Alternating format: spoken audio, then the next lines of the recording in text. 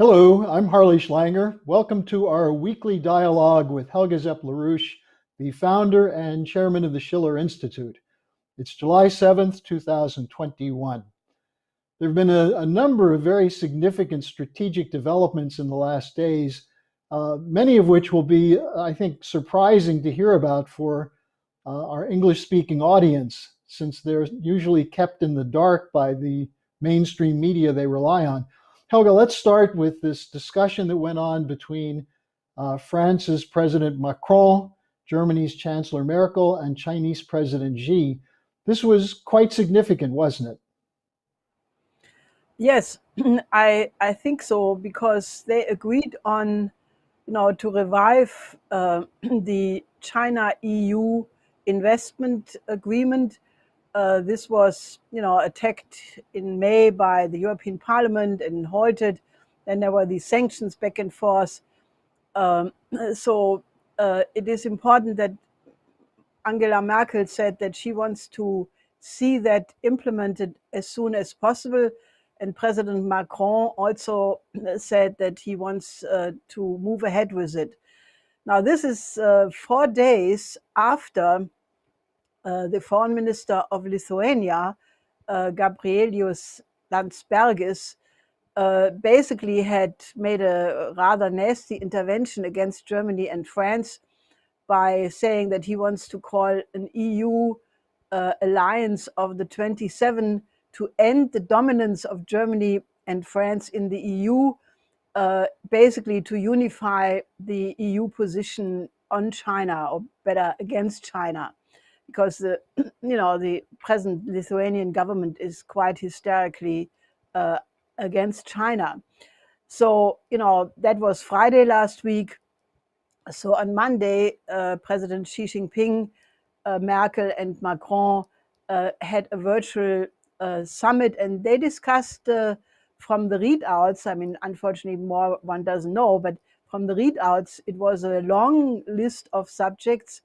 Afghanistan, Iran, all kinds of very acute issues. But I thought the one point which was sticking out to be extremely positive is that they agreed that they would coordinate policy concerning African development. Now, so far China was the major country investing in infrastructure, in railway, in all kinds of projects in Africa. And while the EU had the EU policy was very sustainable and green. Now, they agreed, Merkel explicitly agreed that that Germany and France would participate in the Initiative for African Development. This is an initiative basically supported and coming from the African Union. And, it's a very good framework, because the Africans naturally want to have full development. They want to overcome poverty. They want to have an efficient health system in every country to defeat the pandemic, to fight against the famine. And, I think that combination can actually become quite useful, simply because Xi Jinping brings something into the equation which the Europeans so far have been lacking, namely a very optimistic idea about the African continent. While the Europeans tend to see Africa in terms of refugees, hunger, disease, all kinds of problems, President Xi Jinping has said many times in many summits with the African leaders, at BRICS summits, always that he sees the African continent as having the greatest development potential of any continent, simply for the fact that the average age of the people is very young. I think it's under 20. Now, that means that if you now put in real development, infrastructure, industry, industrialization of agriculture, if you get skills to these young people, then Africa, which will be by far the population, the continent with the most population in a few years, that means that the African continent can become the powerhouse of the whole world economy. And I think so. This was making me actually very happy because, I mean, one wishes that these European leaders would make positive steps, and I think that this was definitely one. This brings up the whole question of European Union policy overall. Merkel and Macron, I think it was about 10 days ago, spoke about the importance of talking to Putin and got a backlash from some of the European Union leaders. What's actually going on in the EU right now? There seem to be a number of fractional developments around the LGBTQ, the whole question of the so-called conservative faction in the European Parliament. Is there a lot of dissent, and how does this play into it? Yeah, I would say that there are some EU members, like Holland, for example, who are doing their very best to destroy the European Union.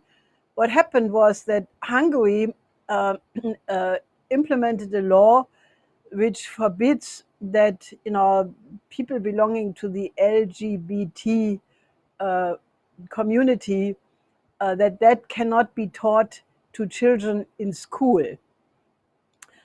Now, that does not mean that they are suppressed. They can do what the people belonging to these groups can do, whatever they want. It's not a question that they cannot live out their preferences, so to speak. But the law basically says this should be kept away from children. Now, one can debate about that, but the Dutch Prime Minister Rutte flipped out completely and said, this is a complete violation of European values. Hungary should be thrown out or should leave the EU. And then Ursula von der Leyen, the EU Commission President, also said this is a violation of European values. Now, the argument made then by the Slovenian Prime Minister, Slovenia has the EU presidency for the next 6 months. It's a small country. They only have about 2 million people, but by rotation, Slovenia is now the president or the leader of the EU for 6 months. He backed up Hungary and he said this question of education, on these issues should be left to the parents. And this is an effort by the Western states of the EU to impose their will on the Eastern members of the EU. And they are traditionally much more conservative. They are not into this hype around the gender discussion. So they basically try to protect their traditional customs and values against those efforts by the EU to impose this. Now, this is shared also by, this opposition against this is also shared by Poland.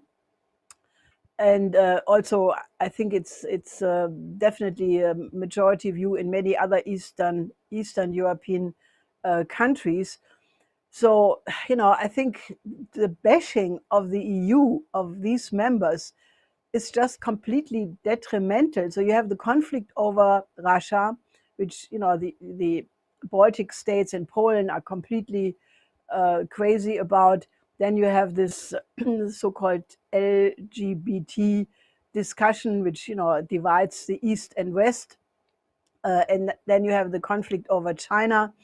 And now, in the context of all of this, 16 parties have signed a memorandum opposing the idea that the EU should become a supranational state, trying to, basically implement values and rules which they do not agree with.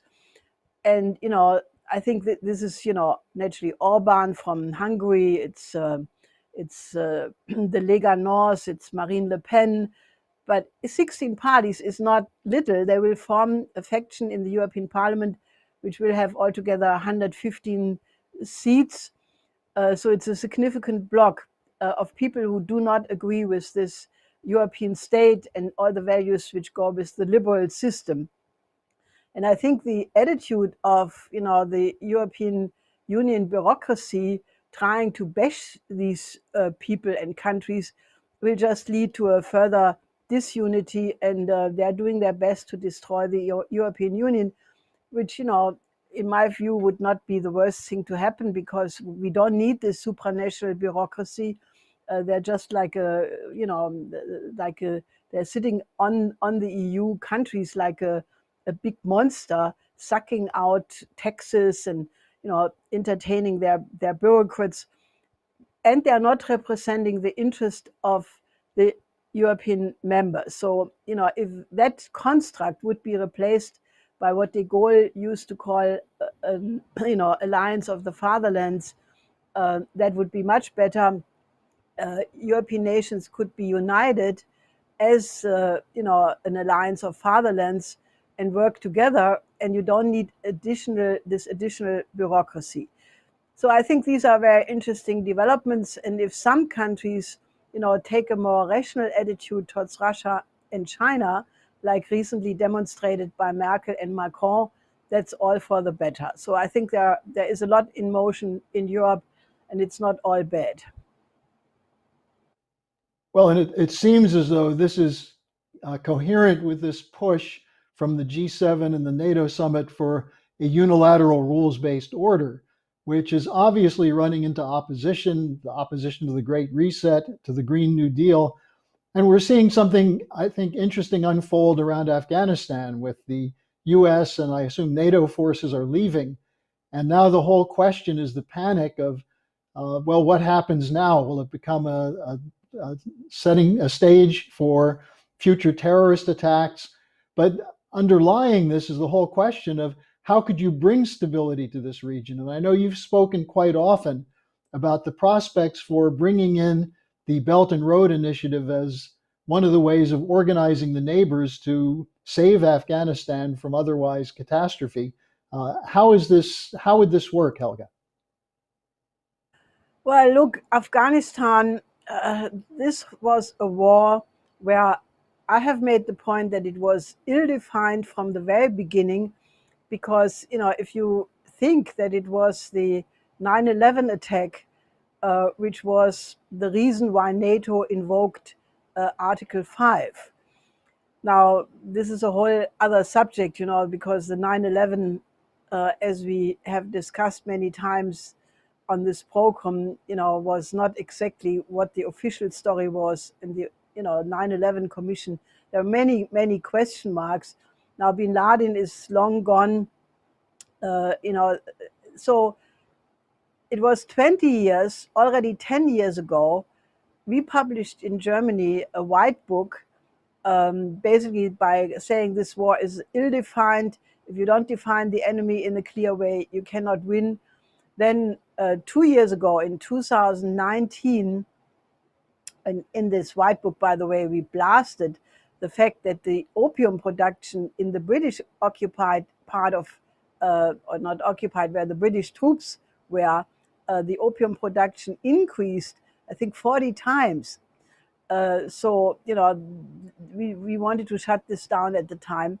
Then 2 years ago, you had the Afghanistan papers published by the Washington Post, which was this unbelievable story where they had interviewed 400 eyewitnesses, and basically everybody said, they had Rumsfeld and other generals saying, we have no idea what we are doing here, who is the enemy, how, so they were completely clueless. They didn't understand Afghanistan. And, it was an agreed upon knowledge among the leading military that the war was going terrible, but outwardly they would say the opposite. So, now they're leaving after 20 years in a night, and, in an operation overnight, where they didn't even inform their Afghanistan collaborators that they would be leaving. They turned out the light so that they wouldn't be seen. I mean, this is a little bit disgraceful after 20 years. And the lesson of it is obviously you cannot win in Afghanistan with military means. That was the lesson of the Soviet Union, who fought for 10 years. The failure in Afghanistan was one contributing reasons why the Soviet Union finally collapsed. Now the United States and NATO were in there for 20 years, leaving it in a terrible condition. Nothing has been accomplished other than, I think several thousand American soldiers died, 59 Bundeswehr soldiers died. I think $2 trillion cost for the US and several billion, many billions for Germany, for example. So, I mean, you have to come to the conclusion that some different approach has to be taken altogether. Now, when the Soviet Union collapsed, after the United States and others had pushed the Mujahideen and gave them weapons and money and whatnot to build them up for the fight against the Soviet Union, when that collapsed, all of these networks spread to Afghanistan, to Pakistan, to Central Asia, to Chechnya, to Xinjiang, and a lot of the problems of terrorism the Chinese had in Xinjiang was because of the radicalized Muslim coming out of this fight in Afghanistan. Now, if we now look at the situation, the drug production in Afghanistan increased by 45% in the last year. Afghanistan produces over 80% of the entire opium production for the world. Now, if you just leave the situation and don't do anything to, give an encouragement and incitement to change that, the danger is that the different forces in Afghanistan will increase the drug production to finance whatever military operations they are conducting. ISIS is back in the north of Afghanistan. So I think, there should be a serious review. And, Afghanistan is one of the obvious regions where a change from geopolitics to cooperation is really the reasonable approach. Now, we have been pushing an economic development plan for Afghanistan and the entire region since many years. And for example, in 2012, the Russian representative for the fight against drug, Viktor Ivanov, had proposed from the Russian side a development plan which was quite extensive. It was the idea that Siberian science cities should be mobilized for the industrialization of Afghanistan and other Central Asian countries. And they wanted to make that proposal, which was a comprehensive proposal, the subject of a summit of the G8. Now, the G7, if people remember, kicked out Russia, so it became a G7 and not a G8, and that summit, unfortunately, took never place. But now, it is very clear that the only way how you can stabilize the situation in Afghanistan, how you can have any hope for the improvement of human rights for women, for the education, is you have to have a real plan of industrial development, of bringing in infrastructure, industry, modernizing the country by making it wealthy, and that way you can affect the changes which are obviously important. Now, Karzai, the previous president of Afghanistan, has mentioned many times that he would welcome the new Silk Road in Afghanistan. And, the Chinese have clearly expressed interest. The Iranians, also Pakistan, is denying US bases in Pakistan to operate from there inside Afghanistan by making the argument that if you cannot win a war in 20 years, forget about it, to do it from bases in Pakistan. So my proposal has been and is again that if if all the countries who are concerned about the opium, the potential danger of terrorism, should join hands, that is Russia, China, India, which is also very much concerned about Afghanistan, Iran, Pakistan, and then the United States should cooperate. They should not have left. They should have sent or brought in their corps of engineers and join hands with these other countries to build up the country. Now, under these conditions, I think some European countries could also be one to be participant in that, because Afghanistan refugees are repeatedly not so great in terms of not being integrated in European countries. So there is an absolute interest of all the countries I just named to stop thinking in terms of just defeating the other major power for geopolitical purposes and move to a new phase and overcome the underdevelopment of Afghanistan and the entire region. The region should be taken as one and rebuild Iraq, Syria, Yemen. There are lots of things to be done to make this region a prosperous region of the world. There is a great tradition. The Abbasid dynasty at the time, this was 800 after Christ. That was a period where there was the high point of classical culture. And that is something to reconnect to. I think the United Arab Emirates have done so recently by having a Mars mission, a successful Mars mission.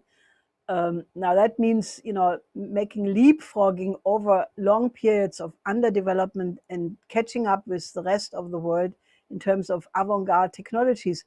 And I think you need a vision like that for that region to bring peace and prosperity.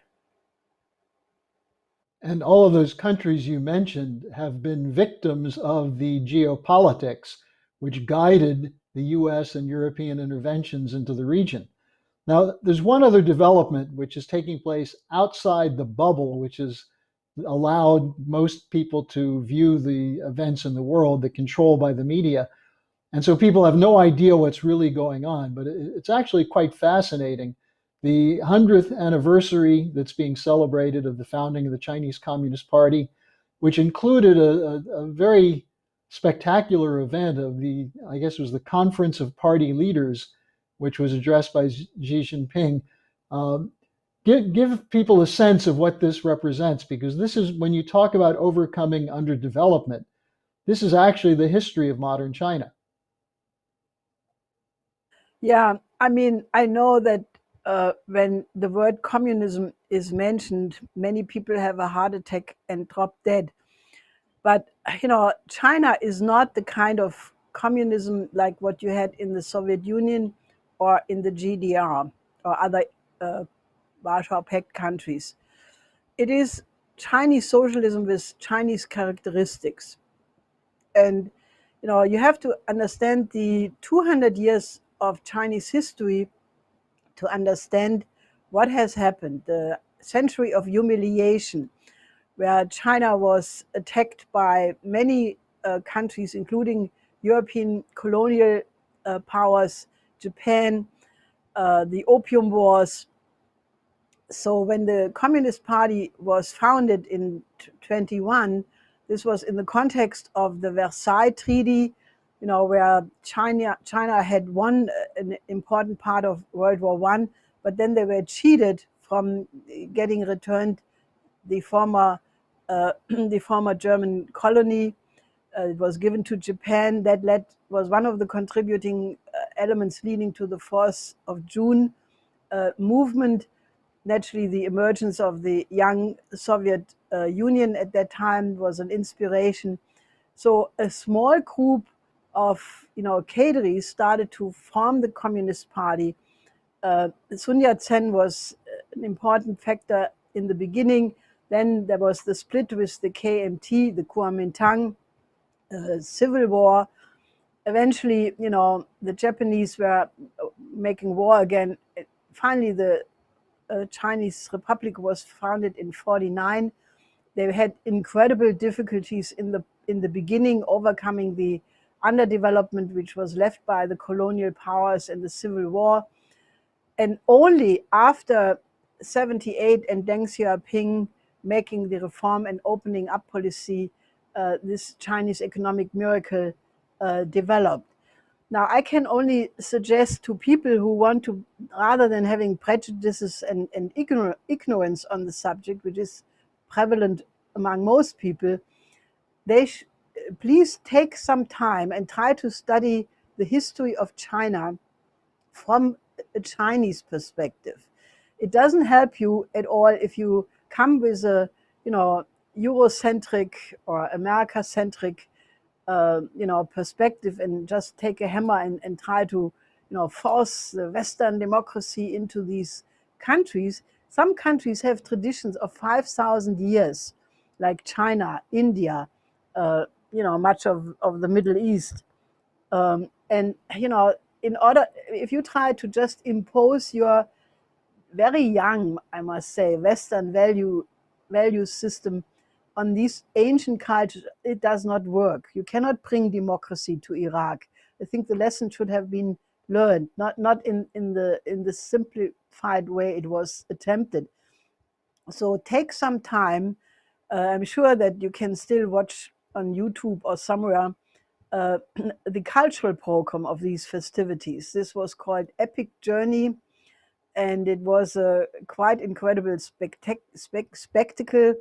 It was in the so-called Bird's Nest. This is this big oval hall, which was built originally, I think, for the Olympic Games. It's a huge hall, and they have a stage there, which I think, you can easily have several thousand people on the stage. And they had a 2-hour program showing the history of China through these different battles and phases. In the beginning, very much fighting and revolutionary music and so forth. Then after 78, it all changes and you have a focus on construction, building, up to the present time. And it is quite, if you want to understand the Chinese, you have to watch that. I mean, I think one should try to understand other cultures rather than to reject it because it's different. It is different. Some people will have a cultural shock. But, if you want to understand how nations think, how cultures work, then it's very, very rewarding to do that. So that was the epic journey. And then yesterday was the celebration, or it was a celebration of the Chinese anniversary, having invited more than 500 leaders of political parties from around the world, from 160 countries, and about 10,000 members of these parties participating in a virtual conference. And, Xi Jinping gave a very beautiful speech where he said that the main interest of China is to help the world to overcome underdevelopment and, also follow the idea that no country should be left behind. Now, then a lot of other leaders spoke. Some of them were heads of state, presidents, prime ministers, and party leaders at the same time, others only party leaders. So among the people speaking, and I'm now not claiming that this is a complete list, were Ramaphosa, who spoke first from South Africa, then former President Nazarbayev from Kazakhstan, Prime Minister Imran Khan, then many leaders from Africa, all expressing, then President Fernandez from Argentina, President Vučić from Serbia, all of them expressing, I would say not just friendliness, but some really expressed friendship and thankfulness that China has helped them to overcome underdevelopment, that they were helping with vaccines, with medical supplies, with the pandemic. And, it was really a spirit of friendship among some of these speakers expressed towards China. So I think this was a remarkable event. I think I have never seen anything like it, frankly. And I think, it makes those people in the West who have been arguing in the recent period that China is isolated, and they look ridiculous because, this was 3/4 of the human species represented by these leaders and these countries, and they are all, united around the idea of overcoming poverty in the whole world. So I think, again, people should look at these things without, getting worked up. Look at it and try to understand what's going on. I think this is something where the whole world would be absolutely happy if the United States and European nations would just say, okay, there is a new formation developing, we collaborate, we make, our efforts in the same direction and have a win-win effort towards the whole world. We stop thinking that war is the only confrontation, war is the only way how you can go, and that we, really work together for a great vision for humanity. I think that people should think about that. It may not be what people think is their interest, but their real interest, the real interest of mankind, is that we stop confrontation in the age of nuclear weapons. War cannot be a way of solving conflicts. And if you think, where should mankind be in 100 years from now? Well, I mean, we want to have colonies on the moon, cities on Mars, have interstellar space flight, colonize space, and do many wonderful things together. So we should really focus on the common aims of mankind. And I think this was a major step in this direction. One thing from Xi's speech which really jumped out at me, coming as it did right after the celebration of the Declaration of Independence in the United States, he said, all countries are free to choose their own path. And I think that, in distinction and in contradistinction to this idea of a unilateral rules-based order, is also an important starting point for people who are trying to make sense out of the world outside of the prism of the US media and the British media. So Helga, thanks for joining us. This is quite interesting. And again, the documentary is called Epic Journey. Is that where people should look on YouTube? Yes, Epic Journey. Well, thank you, and we'll see you again next week. Till next week.